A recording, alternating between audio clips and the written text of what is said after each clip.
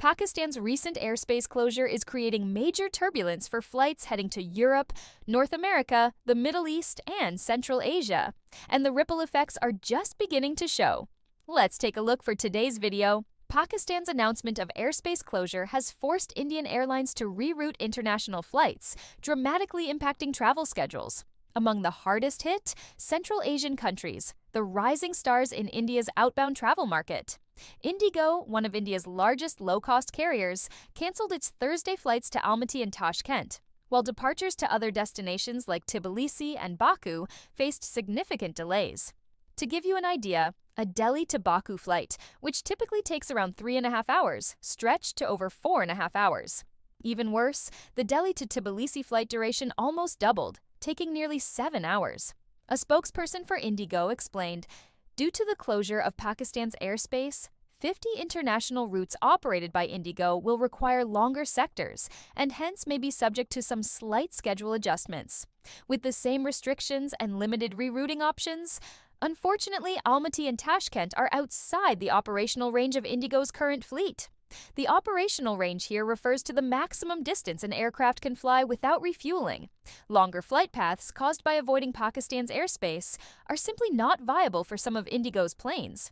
This closure doesn't just disrupt airlines, it also threatens tourism to countries like Azerbaijan, Kazakhstan, and Georgia, which have recently been investing heavily in attracting Indian travelers.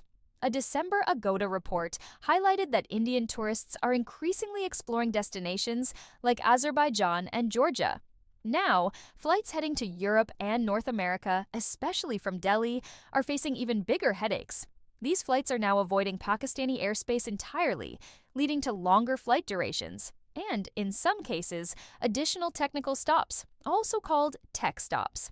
According to FlightRadar data, Friday's Air India flight from Delhi to New York's JFK had to make a fuel stop in Vienna, causing a delay of almost 4 hours. The disruption is serious, especially for flights to the U.S. East Coast like New York and Chicago. Pacific routes such as San Francisco from Bengaluru or Delhi are less affected, but the overall operational strain is undeniable. Beyond just flying longer routes, Indian carriers are now facing a logistical nightmare. Rescheduling airport slots, adding extra flight time, ensuring passengers still make their connections, and managing crew duty limits are all challenges piling up quickly.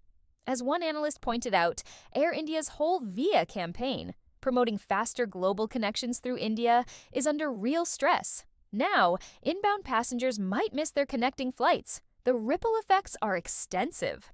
Ellis Taylor, dashboard editor for Cirium Asia, explained that rerouting doesn't just affect the main routes. Secondary routes and even domestic flights could also face disruptions due to longer flying times, additional fuel carriage, and tighter schedules. Flights from Delhi are especially affected given its northern location.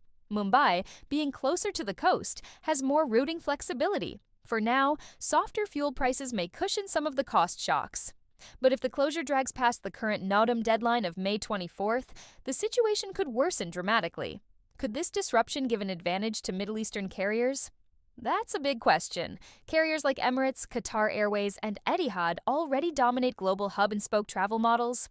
But, and it's a big but, if delays become normal, passengers may start preferring quicker, indirect flights through Dubai or Doha, shifting passenger behavior over time. So, what do you think of this ongoing situation? Could this spell long-term trouble for Indian carriers, or will they find a way to adapt and overcome yet again? Leave a comment below. Thank you.